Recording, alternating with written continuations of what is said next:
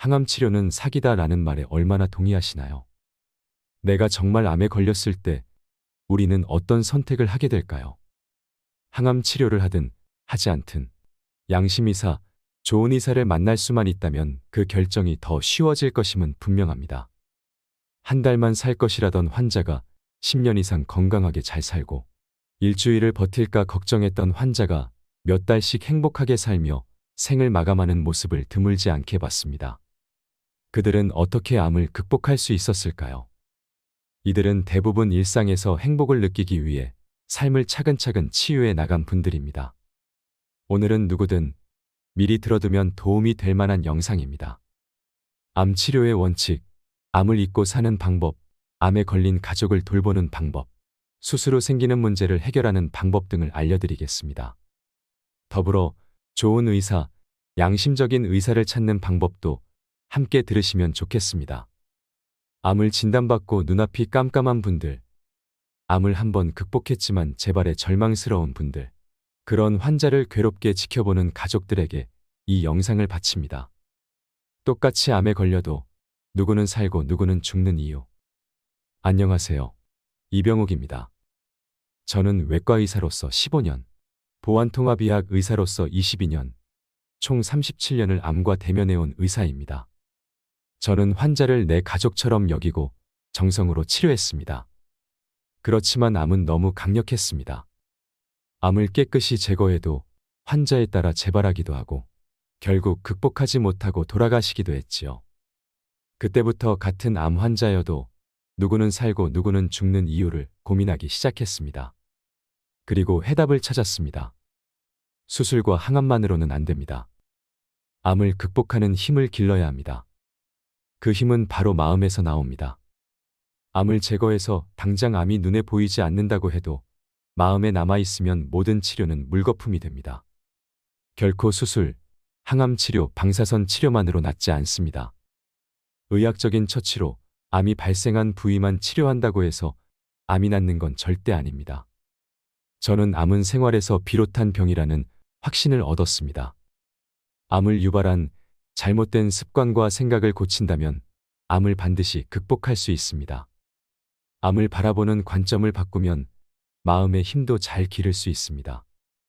암은 국소 질환이 아닌 전신 질환이며 육체적 질병이자 시민성 질환이라는 걸 기억하세요. 암을 퇴치하겠다는 생각에서 벗어나 잃어버린 삶의 질을 되찾는 데 집중하세요. 암 진단을 받았습니다. 달갑지 않아도 손님 암을 적당히 달래주세요. 많은 분이 암을 무서운 질병이라고만 생각합니다. 하지만 저는 암을 사랑받지 못한 세포들의 반란이라고 여깁니다. 암세포를 잘 어르고 달래면 암이 있는 채로도 충분히 행복하게 살 수 있다는 의미입니다. 우리 몸에는 약 60조 개의 세포가 있는데요. 어떤 계기로 인해 돌연변이가 생기기도 합니다. 보통 세포는 너무 많이 생성되면 다른 세포들을 위해 스스로 죽음을 택합니다. 자연사멸의 길을 걷는 것이지요. 그런데 간혹 죽지 않고 증식하는 변이세포가 있습니다. 이게 바로 암세포입니다. 암세포는 한번 생기면 걷잡기 어려울 정도로 빠르게 늘어납니다. 암이 생겨나는 이유는 암세포의 성향과도 닮아 있습니다. 암이라는 글자를 한자로 풀어보면 잘못된 입이 산처럼 많이 쌓여 생긴 병이라는 해석이 가능합니다. 잘못된 입이 과연 무엇일까요? 첫째, 입으로 먹은 나쁜 음식들입니다. 과식, 폭음, 탄 것이나 짠 것, 뜨거운 것 등입니다. 둘째, 불규칙적인 식습관을 말합니다. 셋째, 나쁜 말들도 여기에 해당합니다. 불평과 불만, 시기나 질투, 화 같은 부정적인 감정을 담아낸 말들이 결국 병을 일으킵니다. 탐욕과 무절제, 오만이 암을 부른 겁니다. 암 환자들을 치료하면서 특이한 공통점을 하나 발견했습니다. 암에 걸리기 전 몇 년 사이 감당하기 힘든 안 좋은 일을 경험한 환자들이 많았다는 겁니다. 이런 분들은 분노, 슬픔, 긴장 등 스트레스를 받는 상황에서 몸속 세포가 견디지 못하고 탐욕적으로 변해 암이 된 게 아닐까 합니다. 지난 날을 돌이켜보고 반성하는 순간 암 치료가 시작됩니다. 암 환자는 반드시 마음의 평화를 유지해야 합니다. 이를 위해 일상에 기뻐하고 감사하고 기도하며 암에 대한 공포를 날려버리세요. 기쁨을 느끼면 우리 몸의 건강한 세포가 힘을 얻습니다. 수술 후 암이 재발한 60대 후반의 담도암 환자가 있었습니다. 복강 내 다른 장기에도 전이된 상태였지요. 그런데 그분은 놀랍게도 10년 넘게 건강히 잘 살고 있습니다. 한 번씩 병원에서 검사를 받기는 하지만 의학적인 수치에 크게 연연하지 않습니다. 환자 스스로가 자신을 건강하다고 여기고 암 때문에 하지 못할 일은 없다며 좋은 삶을 누리고 계십니다. 암을 앓고 있다고 해도 삶이 불편하지 않고 일상생활에 지장이 없다면 암을 인정하고 삶의 질을 높이는데 집중하면 좋겠습니다. 질 높은 삶을 누리면 수명도 자연히 연장되기 때문입니다. 암 환자에게 완치란 없습니다. 저는 5년 생존율이란 암마다 예후가 다르다는 점을 무시하고 세운 획일적인 기준이라고 생각합니다. 조기 판정이 가능한 암도 있지만 조기 판정이 어려운 암도 있습니다. 어떤 환경에서 어떤 노력을 기울여 생존했느냐가 중요하지. 5년 생존율이 100%다. 10년 이상 생존율이 50%가 넘는다 따위의 수치는 하나도 중요하지 않습니다. 이 말은 암에 걸리기 전과 똑같이 생활하면 암이 또다시 생길 수도 있다는 겁니다. 암에서 완전히 해방되지 않은 것이지요. 완치라는 말을 완벽히 나았다라고 오해해서는 안 됩니다. 간암이 폐로 전이된 말기 암 환자 한 분이 있었습니다.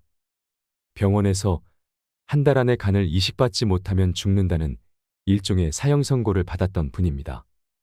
그분은 저와 함께 꾸준히 면역력을 높이기 위해 노력한 끝에 간 이식을 받지 않고도 5년을 더 사셨습니다. 5년을 생존했기 때문에 병원에서는 완치 판정을 내렸습니다. 그분은 아마 누구보다도 기뻤을 것입니다. 완치 판정을 받자마자 그간 고생했던 서름이 북받쳐 올라왔는지 여행을 가고 해방감을 온몸으로 느끼면서 바쁘게 살았습니다.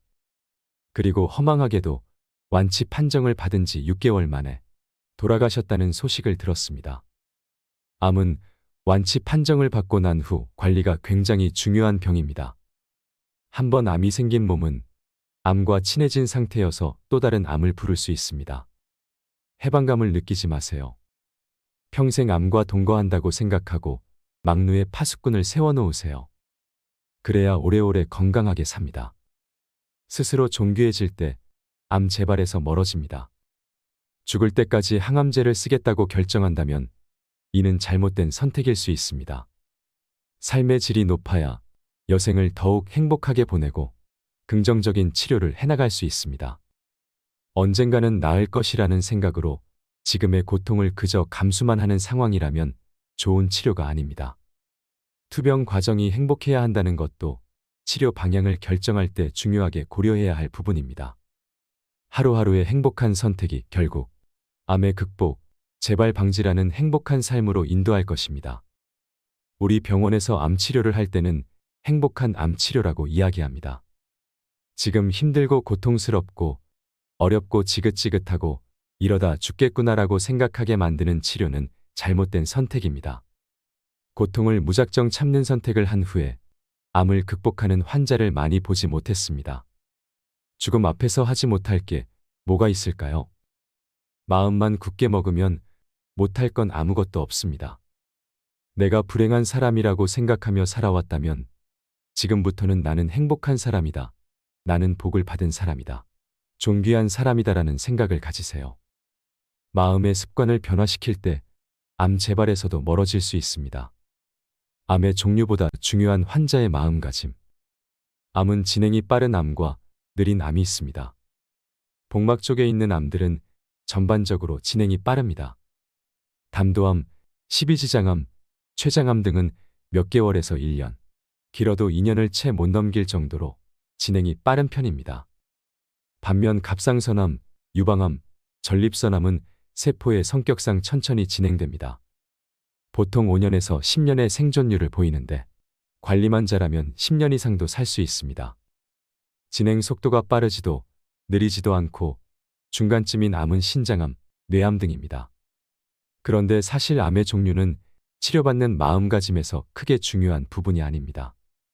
보통 장수하는 사람들은 낙천적이고 의심하지 않고 알게 모르게 산 좋고 물 좋고 공기 좋고 경치 좋은 곳에서 자연 환경의 덕을 보고 평소 건강식을 챙겨 먹고 가족과 화목하다고 알려져 있죠. 암 투병에 성공하는 이들도 마찬가지입니다. 장수 요소들은 암 투병 환자에게도 그대로 적용됩니다. 먼저 그럼에도 감사한 이유에 대해 스스로 적어보면 좋겠습니다. 치료받을 수 있으니 감사합니다. 그래도 먹을 수 있으니 감사합니다. 고통 없이 휴식할 수 있어 감사합니다. 위로해주는 가족이 있으니 감사합니다. 대소변을 볼 수 있고 거동할 수 있어서 감사합니다. 감사가 많은 사람임을 깨달을 수 있으니 감사합니다. 이렇게 감사의 이유가 하루에 하나씩 늘어난다면 그만큼 삶도 의미 있게 하루씩 연장될 것입니다. 치료의 주도권. 암 환자는 간혹 타인과 얘기할 때 주눅이 듭니다. 단지 자신이 암 환자라는 이유만으로요. 하지만 암은 결코 죄가 아닙니다. 원하는 것이 있으면 당당하게 말하고, 당당하게 거절하고, 당당하게 요청하세요. 그리고 당당하게 살아내세요. 암 환자라는 사실만으로 위축될 필요가 전혀 없습니다. 만약 의사의 조언이 내 가슴속, 머릿속에서 잘 그려지지 않고 납득되지 않는다면 그 막연한 치료를 계속해서는 안 됩니다. 그렇게 진행하는 치료는 큰 효과를 기대하기 어렵습니다. 환자는 무엇을 위해 사는지, 살기 위해서 어떤 것까지 할 수 있는지 생각해보고 바른 희망을 가져야 합니다. 예를 들어 100명 중 99명이 항암 치료를 해야 한다고 하더라도 자신은 항암 치료를 너무 받기 싫다면 무조건 따르기보다는 심각하게 고민하고 주치의와 상의해 볼 필요가 있습니다. 환자는 치료의 주도권이 자신에게 있다고 생각하고 의사에게 치료의 힘든 부분을 거리낌 없이 이야기하는 것이 중요합니다. 그래야 희망이 생기고 힘을 낼 용기가 꺾이지 않습니다. 99%의 건강한 세포를 믿으세요. 사람들은 암을 진단받으면 그와 동시에 엄청난 스트레스를 받습니다. 하필 내가 왜? 라고 분노하거나 이제는 죽었구나라며 좌절합니다. 평소 생활에서 그다지 불편함을 느끼지 않던 사람들이 환자로 불리는 순간 환자가 돼버립니다. 몸에는 아직 97에서 99%의 건강한 세포가 남아있는데도 말입니다. 암세포가 있더라도 얼마든지 건강한 삶을 살 수 있습니다. 97에서 99%의 건강한 세포가 몸을 받쳐주기 때문입니다. 암 환자를 가르는 기준은 그저 암 진단을 받았느냐 아니냐의 차이일 뿐입니다. 진단받지 않은 사람들은 암세포를 지니고도 잘 살아갑니다. 어쩌면 의료가 발달하지 않아 암 진단을 제대로 못하는 시절에 살았다면 암인 줄 모른 채 오랜 기간 건강하게 잘 살았을지도 모릅니다. 내 몸에는 아직 90% 이상의 건강한 세포가 있고 암에 대항할 준비도 돼 있다. 나는 환자가 아니다. 단지 지금 내 몸에 암세포가 조금 있을 뿐이다 라고 생각하세요. 행복한 투병을 위한 치료 방향. 5기 암 환자가 되세요. 암의 병기는 종양의 크기, 전이 정도, 타 장기로의 원격전이 등을 따져 1에서 4기로 나뉩니다. 그런데 사람들이 잘 모르는 한 가지가 있습니다. 바로 암 환자에게는 5기가 있다는 것입니다. 5기는 어려운 것들이 아닙니다. 첫째, 제대로 먹고 제대로 배출하기. 둘째, 제대로 운동하기. 셋째, 제대로 마음 다스리기. 넷째, 제대로 잠 잘 자기. 다섯째, 제대로 호흡하기를 실천하는 겁니다. 이 생활 습관이 강해지면 암은 계속되는 자잘한 펀치에 나가떨어질 수 있습니다. 인간은 숨을 쉬어야 살 수 있습니다. 숨을 잘 쉬기 위해선 되도록 깨끗하고 맑은 공기를 마시는 것이 좋겠죠. 산소 포화도가 높은 산을 오르거나 공원을 산책하거나 공기정화 식물을 키워서 실내 공기를 깨끗하게 하는 것을 권하는 이유입니다. 허파거리까지 산소를 공급한다는 느낌으로 깊게 숨을 쉬세요. 기분 나쁜 감정을 실어보내고 기분 좋은 감정을 실어온다는 느낌이면 더 좋습니다. 혹시 투병하는 중에 감정이 흔들려서 화가 나거나 분하거나 우울해지거나 미움이 생길 때는 긴 호흡으로 마음을 가라앉히세요. 산소를 충분히 들이마시면 정신뿐 아니라 신체도 긍정적인 영향을 받습니다.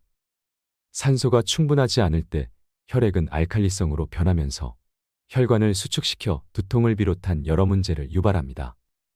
그러니 제대로 호흡하세요. 투병에 성공한 암 선배를 찾으세요. 암 진단을 받고 가장 먼저 해야 할 일 중 하나는 정보를 수집하는 것입니다. 투병은 순간순간 선택의 연속입니다. 어떤 것을 먹을지, 치료를 계속 받을지, 병원을 옮길지, 추가 처치를 받을지 등 환자가 선택해야 하는 것들이 아주 많습니다. 이 선택을 어떻게 하면 현명하게 할 수 있을까요? 암 투병의 성공 유무는 투병 과정에서 얼마나 좋은 선택을 하느냐와 밀접한 관련이 있습니다. 시간이 많이 있는 것도 아닌데다 치료 부작용 역시 만만치 않기 때문에 시행착오를 최소한으로 줄여야 합니다. 그래서 투병에 성공한 사람들의 경험담이 큰 도움이 됩니다. 이런 의사가 좋은 의사다. 어느 병원의 아무개가 수술을 잘한다. 어떤 치료를 했더니 부작용이 이러저러 하더라 등 모든 경험담이 살아있는 정보인 셈입니다. 투병을 성공적으로 한 사람들은 투병 과정에서 익힌 노하우가 있습니다. 이들은 의사들이 명쾌하게 말해주지 못하는 것을 경험에 비추어 말해줄 수 있습니다. 더욱이 성공한 사람의 존재 자체가 투병하는데 큰 용기를 줍니다. 그를 따라만 하면 나을 수 있겠구나 하는 희망을 얻을 수가 있습니다. 희망은 의지를 불타오르게 하고 의지대로 실천하게 해줍니다. 경험이야말로 암 환자에게 실제 필요한 정보입니다. 다만 한 가지 유념할 게 있습니다. 반드시 믿을 만한 경험자를 찾아가야 한다는 겁니다. 약을 팔 목적이나 다른 목적으로 일부러 거짓 정보를 흘리는 사람도 있게 마련입니다. 이들을 경계하고 병원이나 환우 모임 등에서 신뢰할 수 있는 선배를 찾으세요. 여러 명의 조언을 듣고 자신에게 도움이 되는 정보를 골라 실천하면 됩니다. 암투병 선배들의 경험을 취합해 주치의에게 한 번 더 검증을 받는 것도 좋은 방법입니다. 좋은 의사를 만나는 방법. 환자와 이야기하다 보면 의사에 대한 이런저런 불만을 듣게 됩니다.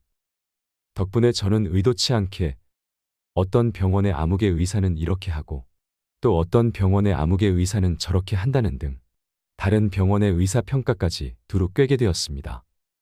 암 치료를 잘 받기 위해서는 좋은 의사를 만나야 합니다. 만약 수술을 해야 한다면 그 분야에서 최고의 의사를 수소문해 찾는 게 좋겠지요. 하지만 대부분 좋은 의사들은 예약이 밀려 있습니다. 그렇다면 차선으로 다른 의사를 찾는 등 대안을 마련해야 합니다.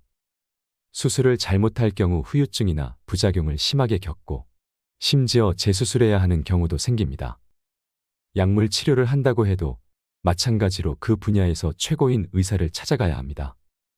경과를 추적하면서 약물의 작용 속도를 조절해야 하기 때문에 경험이 많고 세심한 의사에게 치료를 맡기는 게 좋습니다. 좋은 의사를 찾아가는 것만 해도 투병의 30% 이상은 성공한 셈이라고 볼 수 있습니다. 이것은 부인할 수 없는 현실입니다. 좋은 의사를 찾으려면 우선 의사들에게 수소문해 보는 게 좋습니다. 일반인들이 아무리 유명하고 좋은 의사라고 믿고 있어도 실제로는 그렇지 않은 경우가 많기 때문이지요. 좋은 의사란 의사들이 인정하는 의사입니다. 의사들은 인정에 인색하지만 마음속으로는 어떤 의사가 실력 있는지 알고 있습니다. 누가 어떤 수술을 잘한다는 테크닉에 관한 것뿐 아니라 누구의 환자가 경과가 좋다는 것까지 현장에서 직접 부대끼다 보면 모를 수가 없습니다. 그리고 의사들은 공부하고 끊임없이 연구하는 의사를 인정하는 편입니다. 의사들이 인정하는 의사가 누구인지 환자 입장에서 알기란 쉽지 않습니다. 환자들은 진료실에서 의사의 태도로 이를 가늠해 볼 수는 있는데요. 다음을 살펴보세요. 환자를 섬기는 의사, 환자들의 말을 잘 들어주는 의사는 좋은 의사입니다. 환자가 말할 때 차트나 들여다보고 환자가 묻는 질문에 마지못해 몇 마디 대답해주는 의사는 결코 좋은 의사가 아닙니다. 세상 만물에 옥석이 섞여 있듯 사명감이 있는 의사와 그렇지 않은 의사가 있습니다. 그 중에서 진짜 옥을 고를 수 있어야 합니다. 또 환자의 눈높이에서 환자가 궁금해하는 것을 성심성의껏 잘 설명해주는 친절한 의사인지도 확인해 보세요. 의사들도 평소 환자에게 정확하게 의사 전달을 하기 위해 어느 정도의 표현력을 길러두어야 합니다. 자신의 머릿속에 있는 걸 꺼내어 충분히 설명하려면 표현하는 기술도 필요하기 때문입니다. 부지런한 의사를 찾는 것도 좋습니다. 자기 환자에게 유독 헌신적인 의사들이 있습니다. 간호사나 의료진들 사이에서 환자를 잘 챙기는 의사는 익히 소문이 나 있습니다. 마지막으로 환자를 위해 기도하는 의사를 찾아야 합니다. 수술하기 전날 환자를 위해 기도해주는 의사와 수술 전날 술을 마시는 의사는 환자를 대하는 기본 태도 자체가 다릅니다. 따뜻한 조언과 용기와 격려를 아끼지 않는 의사는 환자의 투병의지를 북돋우게 마련입니다. 의사라면 자기 환자를 끝까지 책임지는 자세가 무엇보다 중요합니다. 투병이 시작되면 의사, 환자, 보호자는 서로 발을 묶고 2인 삼각 경기를 하는 것처럼 완치를 향해 함께 전진하는 관계가 됩니다. 이 세 명의 화합과 균형이 중요한데 그 중에서 의사가 나몰라라 하면 환자와 보호자는 절망하게 됩니다. 반대로 의사도 사람이기 때문에 환자 역시 좋은 환자가 되어야 합니다. 어떤 환자가 좋은 환자일까요? 의사를 격려해주는 환자가 있습니다. 환자 중에 오늘은 피곤해 보이세요, 웃으세요 라며 따뜻한 인사를 건네는 분이 계셨습니다. 육체적으로 고단할 때 그런 위로를 받으면 의사로서 큰 힘을 얻습니다. 수술, 할 것인가 말 것인가. 수술해서 1년을 더 사는 것과 수술하지 않고 반년을 사는 것, 그리고 오래 사는 것과 질 높은 삶을 사는 것은 분명히 다릅니다. 단순히 오래 사는 것은 아무런 의미가 없습니다. 건강을 잘 관리하면 100세까지도 살 수 있지만 아직은 75에서 85세가 평균 수명입니다. 그래서 노인 환자를 수술할 때는 더 신중해야 합니다. 특히 75살 이상은 더욱 신중을 기하는 편입니다. 수술이 능사가 아니라고 아무리 보호자를 말려도 꿈쩍 않는 경우가 있습니다. 하지만 수술을 받을지 말지는 반드시 보호자가 아닌 환자의 입장에서 신중하게 고민하고 선택해야 합니다.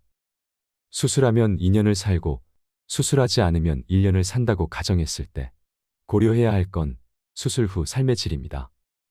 단순히 몇 달을 더 사는 게 의미 있는 일인지 환자에게 좋은 결정인지 고민해야 합니다.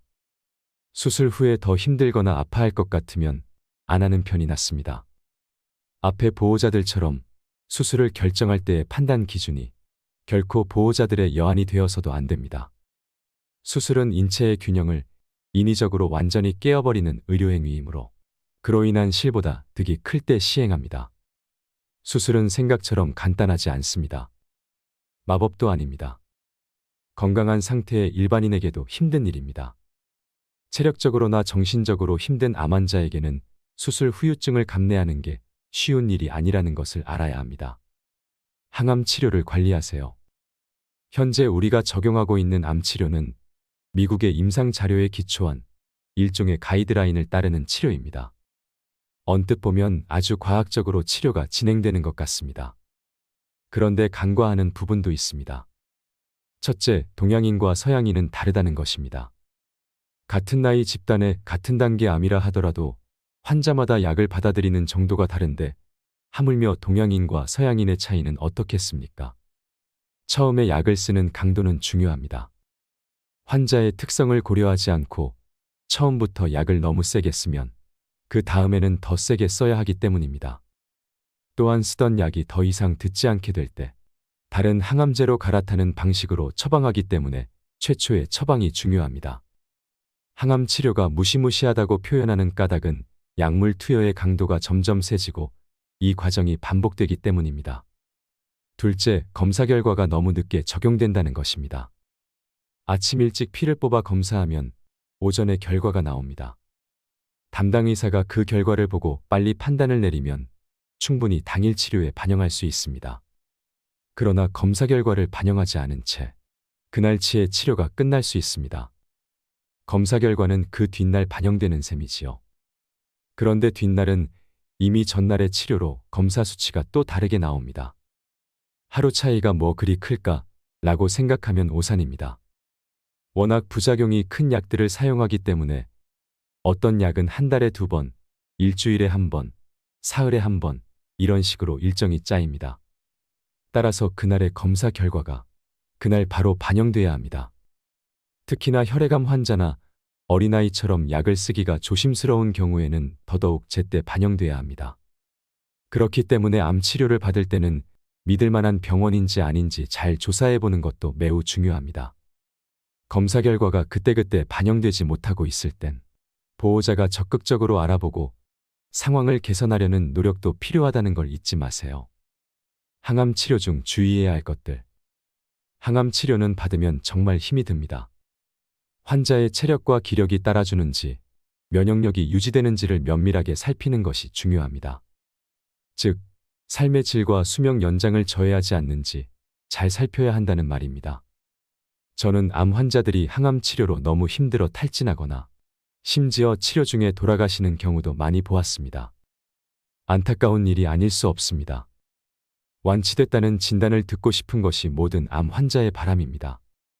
오래오래 행복하게 살고 싶어 항암 치료를 받았는데 그 과정에서 돌아가셨다는 것은 잘못된 선택이었다는 증거일 수도 있습니다. 선택의 기로에서 물론 검사 수치를 세심하게 따져봐야겠지만 무엇보다 환자 자신이 한계를 느끼는지의 여부가 중요합니다. 환자가 자신의 몸을 누구보다 잘 압니다. 환자 입장에서 이 치료를 받다가 죽을 것 같아. 너무 힘들어서 아무것도 못하겠어. 내가 죽으면 죽었지. 이 치료는 더 받을 자신이 없어라는 생각까지 든다면 항암 치료를 멈추는 게 낫습니다. A군의 항암제가 듣지 않으면 B군으로 바꾸고 B군의 내성이 생겨서 잘 듣지 않으면 C군의 항암제로 바꾸는 항암제 돌려막기가 능사는 아닙니다. 항암제를 무분별하게 사용하면 체력도 면역도 다 떨어지는 것은 분명한 일입니다.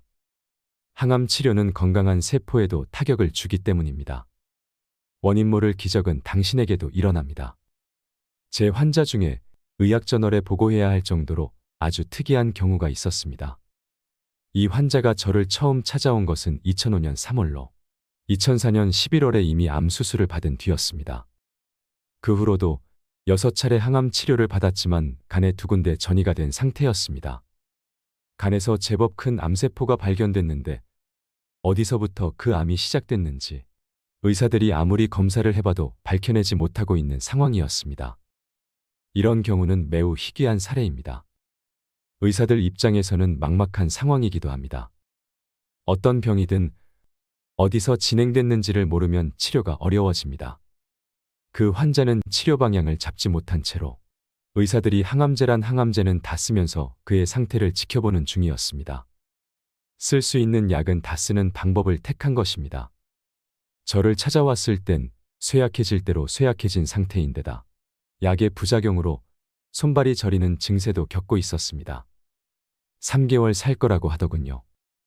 환자 자신이 의사지만 이렇게 답이 없는 경우에 어떻게 해야 할지 몰라 자포자기에 빠진 상태였습니다. 감사하게도 환자의 부인이 지극한 정성으로 그를 돌보았습니다. 제 치료를 믿고 누구보다 적극적으로 따라주었습니다.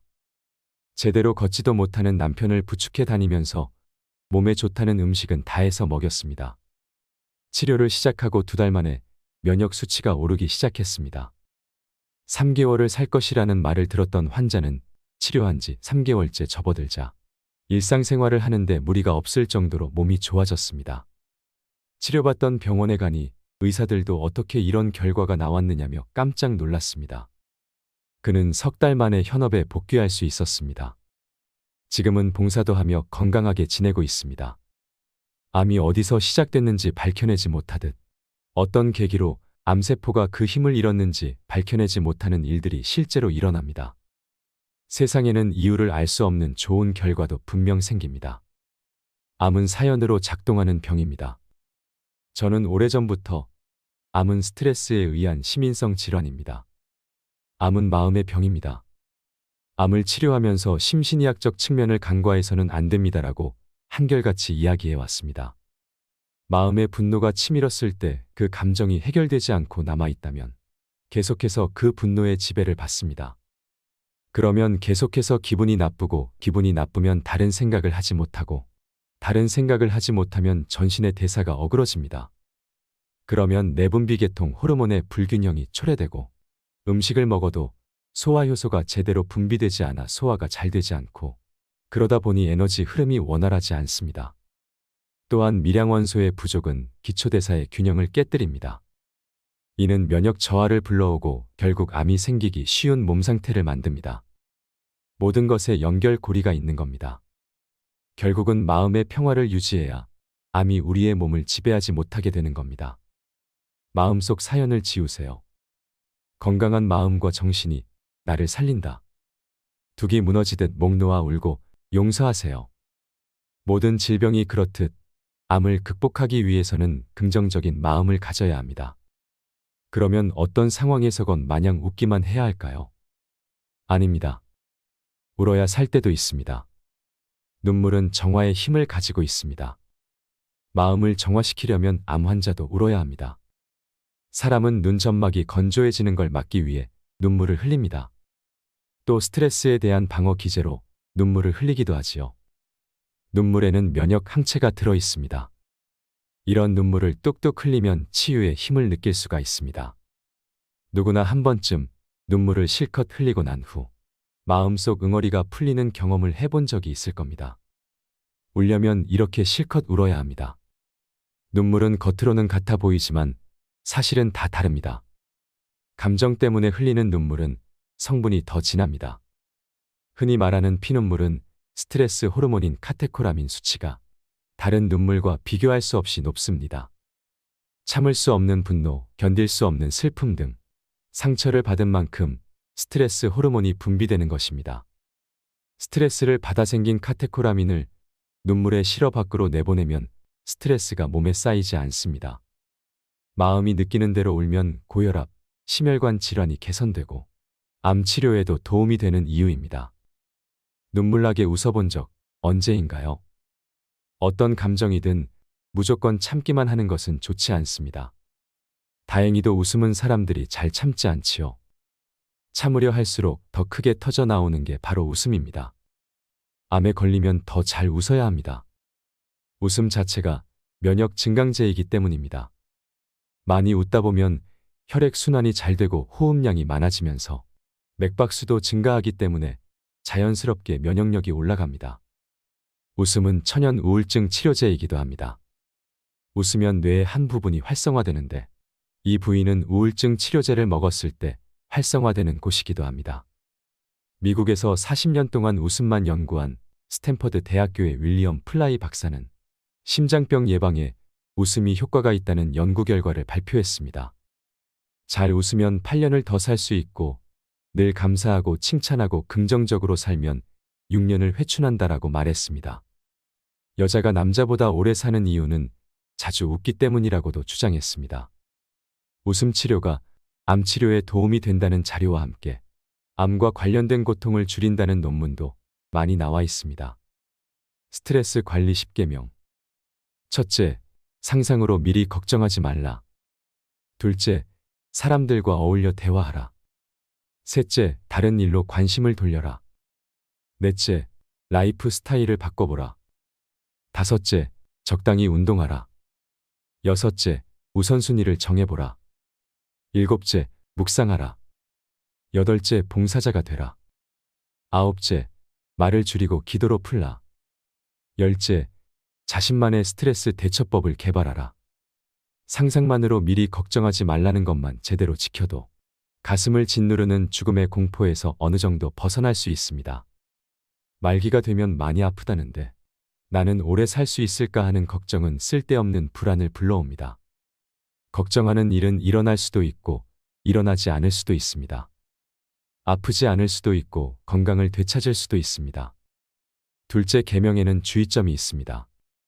같은 병에 걸린 사람과 부정적인 대화를 하는 것은 좋을 게 없습니다. 암을 극복한 사람들이나 마음을 털어놓을 수 있는 믿을 만한 친구들과 긍정적인 대화를 하는 게 바람직합니다. 다음으로는 취미를 만들어 다른 데로 관심을 돌리거나 적당한 운동을 해서 항상 머릿속을 맴도는 암 중심의 사고에서 벗어나는 게 좋습니다. 특히 운동은 몸을 건강하게 만들기 위해 무언가를 하고 있다는 자신감과 성취감을 심어줄 수 있어 적극적으로 권합니다. 스트레스를 쌓아두지 않고 그때그때 해소하는 것도 좋지만 그보다 스트레스를 만들지 않는 것이 더 중요합니다. 여러 전문가들은 우리가 걱정하는 것의 95%는 쓸데없는 걱정이라고 합니다. 암에 걸렸다 하더라도 상상으로 걱정하는 일은 치명적일 수 있습니다. 현 시점에 집중하고 충분히 해결할 수 있다고 여기세요. 되도록 단순하게 사는 게 건강에는 더 좋을 수 있습니다. 깊은 잠보다 좋은 명상. 정신이 없다라는 말을 자주 하시나요? 정신은 곧 자신의 영혼이라고 할 수 있습니다. 순간적으로 올바른 판단력을 잃으면 제정신이 아니다라고들 합니다. 이 정신을 챙기는 법, 명상에 있습니다. 명상이 수면보다 훨씬 더 효과가 좋습니다. 7시간 수면에서는 산소 소비량이 평균 8에서 10% 감소했지만 명상은 10분 만에 17%까지 감소했다는 연구 결과가 있습니다. 명상이 깊은 잠보다 빠르고 깊은 휴식 효과를 낸다는 의미입니다. 스트레스 호르몬이 줄어 불안감이 해소되고 혈압과 맥박도 낮아집니다. 그러면 만성 통증이 완화되고 결과적으로 삶의 질을 향상시킬 수 있습니다. 여러분이 정신이 없는 하루를 살지 않기를 바랍니다. 각자의 호흡에 집중하고 영혼의 독소를 없애세요. 하루 10분 목욕으로 면역력을 올리세요. 일과를 마치고 하는 느긋한 목욕은 하루의 피로와 지친 마음까지 사라지게 합니다. 목욕의 효과는 몸을 청결하게 하는 것 그 이상입니다. 하루에 10분 목욕에 투자해 보세요. 목욕은 혈액의 흐름을 원활하게 해 혈액 속 백혈구가 몸속을 돌아다니며 외부의 침입자를 제거하는 데 도움을 줍니다. 몸을 덮이기 위해서 하루에 한 번 목욕할 것을 권합니다. 그날의 냉기는 그날 해결하는 것이 건강에 좋습니다. 체온을 올리기 위한 것이기 때문에 샤워보다는 따뜻한 물에 몸을 담그는 욕조 목욕이 좋습니다. 목욕물의 온도는 38에서 41도의 약간 따뜻한 정도여야 합니다. 너무 뜨겁게 느껴지는 42도 이상이 되면 혈관이 수축해 혈액순환에 방해가 됩니다. 반대로 물 온도가 낮으면 몸을 덮이는데 아무런 도움이 되지 않지요. 목욕은 전신욕보다는 반신욕을 권합니다. 전신욕은 체온을 급격히 상승시키므로 체력 소모가 크고 몸에 가해지는 수압이 커서 혈관과 림프관에 압박을 줍니다. 이는 건강한 사람에게도 버거울 수 있습니다. 반신욕을 하면 체온이 천천히 올라갑니다. 하반신에만 수압이 가해져서 발의 혈액을 부담 없이 심장으로 올려보냅니다. 만약 체력이 약한 상태라면 반신욕도 부담이 될 수 있으므로 이땐 발목까지만 물에 담그는 조욕을 하세요. 복사뼈 위쪽 15에서 20cm까지 물을 채우는 게 좋습니다. 건강을 위한 목욕 시간은 20분을 넘기지 않는 게 좋습니다. 체온 1도를 올리는데 목욕 10분 정도면 충분합니다. 특히 고혈압이 있는 경우 목욕을 오래 하면 혈관이 수축돼 혈압이 오를 수 있으므로 주의해야 합니다. 다만 조욕으로는 몸을 덮이는데 시간이 더 오래 걸리므로 조욕은 20분간 하세요. 무엇보다 내 몸을 소중히 할 것. 잠이 보약. 지난밤 편히 주무셨나요?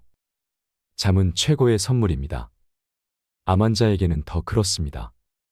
잠을 잘 자야 몸이 편안해집니다. 모든 것 중에서도 특히 과로는 절대 하면 안 됩니다. 과로는 교감신경을 예민하게 하고 부교감신경과의 균형과 조화를 깨뜨려 면역력을 떨어뜨립니다. 일시적으로 과로했다면 충분히 휴식하고 잠을 푹 자야 합니다. 수면 시간이 7시간에서 7시간 반은 되어야 심장 질환에 걸릴 위험이 낮아지고 수명이 길어진다는 보고가 있습니다. 제가 추천하는 올바른 수면 습관을 참고해 보시길 바랍니다. 먼저 수면 시간을 정해야 합니다. 기상시각과 취침시각을 일정하게 지키도록 노력하세요. 이때는 정해놓은 규칙을 조금 어겨도 괜찮습니다. 스트레스를 받지 마세요. 그리고 오후 시간대에는 되도록 자리에 눕지 않는 게 좋습니다. 피로를 풀겠다며 잘 시간도 아닌데 누워있다 보면 제 시간에 잠드는 게 어려워집니다. 낮에는 햇볕을 많이 쬐기를 권합니다. 30분에서 1시간은 야외에서 햇볕을 느끼세요. 잠들기 2시간 전에는 따뜻한 물로 조욕이나 반신욕, 간단한 샤워를 하세요. 몸의 긴장이 풀리면서 잠들기 좋은 상태가 됩니다. 샤워 이후에는 스마트폰 사용이나 음식 섭취는 삼가세요. 잠자리에 누웠다면 오늘 가장 행복했던 일을 떠올려 봅니다. 평상시 커피, 술, 담배는 멀리하는 게 좋습니다. 잠을 잘 자야 건강합니다. 잠을 잘 자야 암을 극복할 수 있습니다. 암을 이겨내기 위한 체력 관리. 걸으면 살고 누우면 죽는다라는 말도 있지요. 암 환자여도 체력이 허용하는 범주 안에서는 반드시 운동을 해야 합니다. 운동이란 근육을 사용하는 것입니다. 안 쓰는 근육을 쓰기 위해서라면 춤을 추든 걷든 스트레칭을 하든 맨손 체조를 하든 크게 상관없습니다. 운동선수처럼 땀을 뻘뻘 흘리며 할 필요도 없습니다. 암 환자들은 암을 이겨내는 데 필요한 체력을 기르기 위해 운동합니다. 그래서 어떤 운동이든 자신의 운동 능력을 100% 다 쓰는 게 아니라 50에서 70%만 쓰도록 해야 합니다. 암 환자들에게 추천하는 운동은 바르게 걷기입니다. 시선은 20에서 30cm 앞에 두세요. 목과 어깨와 허리가 일직선이 되도록 하고 턱은 몸통 쪽으로 가볍게 당깁니다. 호흡은 코로 깊이 들이마시고 입으로 길게 내뱉습니다. 들숨보다 날숨 시간이 2배로 길어야 합니다. 팔꿈치는 자연스럽게 구부리고 앞뒤로 15에서 20도 흔듭니다. 양발은 11자가 기본이며 보폭은 자신의 키에서 100cm를 뺀 정도가 적당합니다.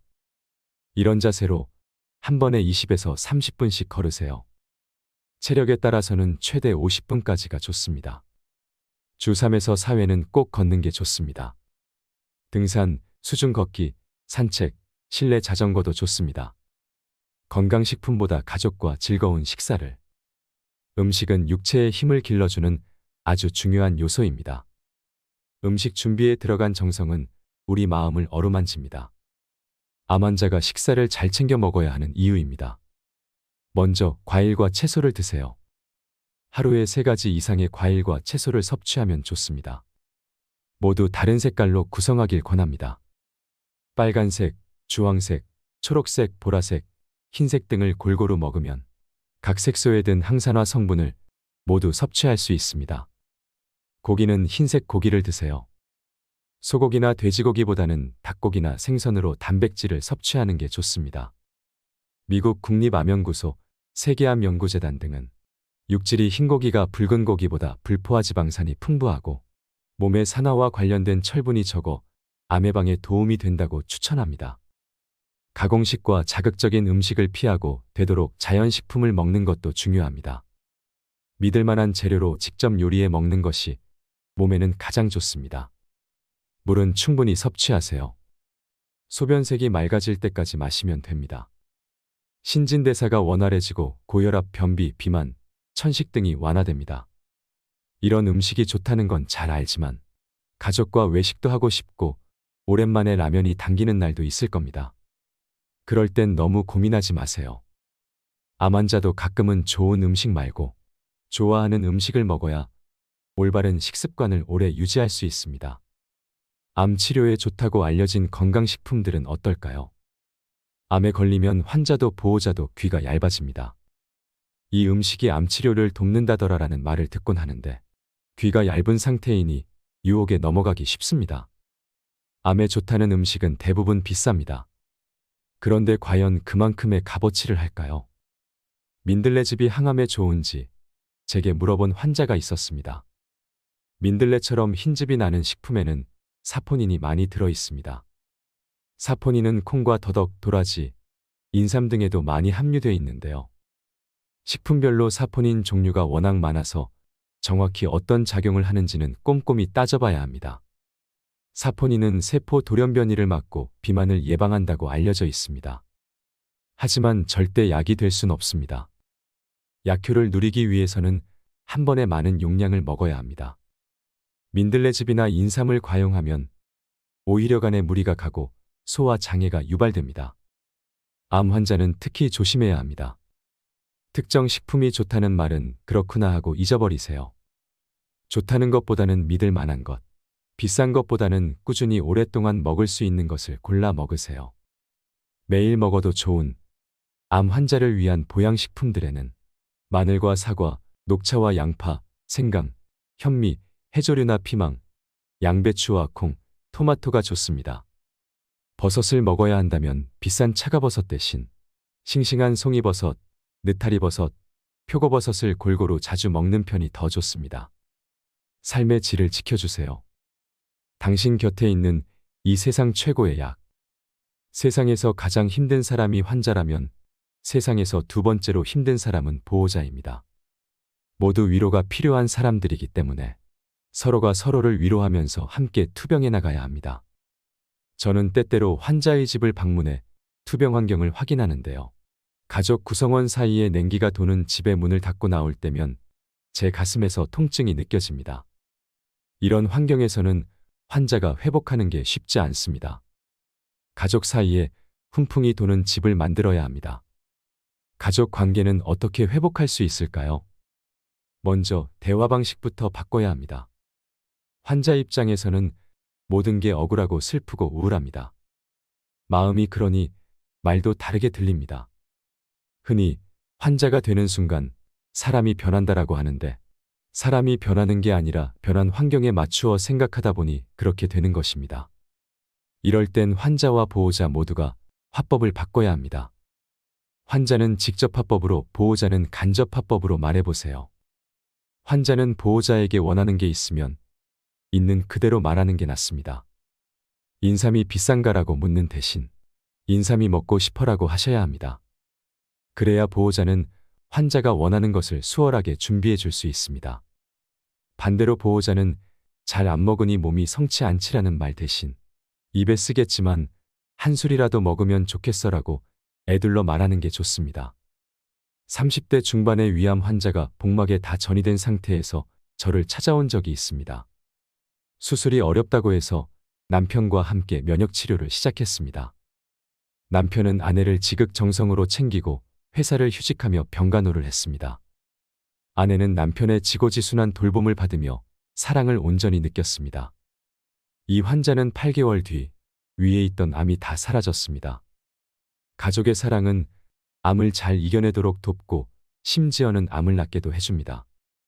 가족과 함께 아픔을 나누고 사랑을 채우고 긴긴 투병 생활 동안 가족의 사랑을 끝까지 지켜내세요. 암밍아웃 하십시오. 정면 승부가 답입니다. 암밍아웃이란 암과 커밍아웃의 합성어로 암에 걸린 사실을 다른 사람에게 밝힌다는 의미를 가진 신조어입니다. 저는 환자에게, 주변 사람들에게 암이라는 사실을 알리기를 권합니다. 암 환자가 여생을 보람차게 살고 정리할 것을 정리하고 극복하기 위한 의지를 키우고 마음을 다지는 기회가 될 수 있기 때문입니다. 나는 꼭 나을 수 있다. 나는 극복한다. 나는 예외다. 나는 살아남는다라는 마음에 확신이 생기면 암을 고백하는 게 쉬워집니다. 암은 부끄러워할 일도 아니고 숨겨야 할 일도 아닙니다. 식사, 운동, 명상 등 암 환자는 자신을 살뜰하게 돌봐야 하는데 암을 숨기다 보면 이런 행동들에 제약이 생깁니다. 건강이 허락하는 범위 안에서 하던 일을 계속하고 사람들과 단절되지 마세요. 아픈 냄새에 대해 배려해 주세요. 암에 걸린 환자들에게선 특유의 냄새가 납니다. 묘사하기 어렵지만 굳이 표현하자면 약간 비릿하면서 퀴퀴한 냄새라고 할 수 있습니다. 이런 냄새가 나는 것은 장기가 암세포에 잠식당해 상하기 때문입니다. 퀴퀴한 냄새는 바로 상처의 냄새인 셈입니다. 냄새의 원인이야 어찌 되었든 건강할 때 채취와는 차이가 있습니다. 의사는 환자의 냄새로 병의 심각도를 추정하기도 합니다. 냄새가 심해지면 병도 위중해진 겁니다.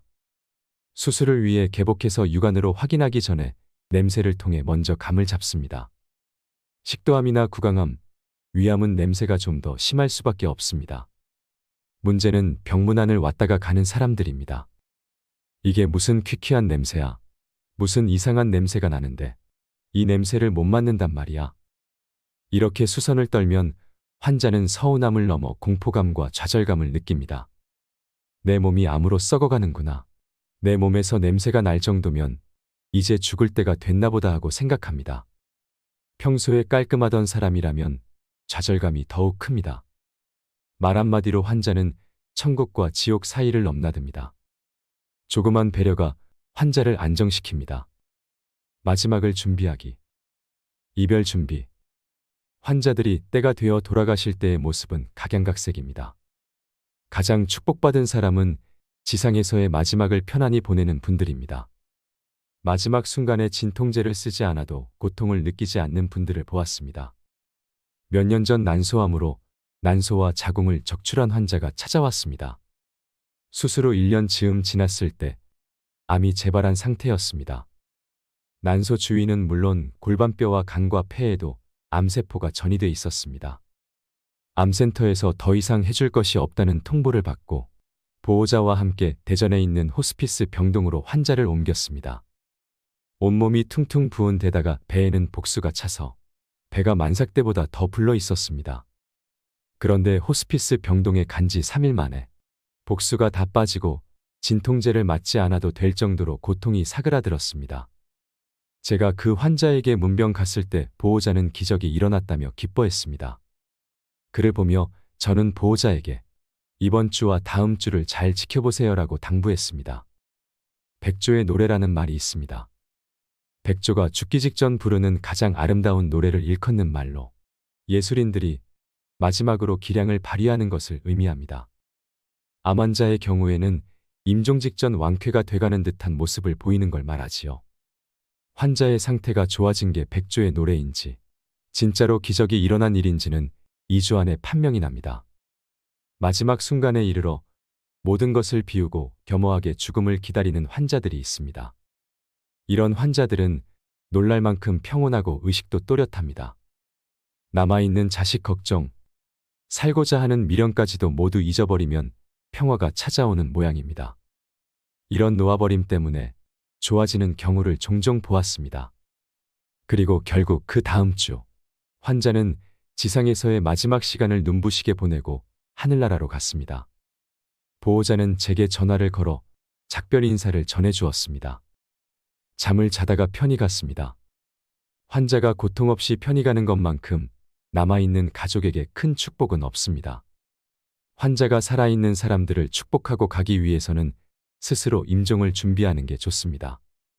환자들 대부분은 자신의 마지막을 예감합니다. 그러면 여러 가지 준비를 시작하지요. 목욕을 시켜달라고 하거나 이런저런 축복과 감사의 말을 남기기도 합니다. 보고 싶은 사람을 얘기하기도 하고요. 가능하다면 정신이 맑고 의식이 있을 때 모든 준비를 끝내는 게 좋습니다. 가족에게 남기고 싶은 말이나 친구에게 남기고 싶은 말을 편지로 써놓는 방법도 좋지요.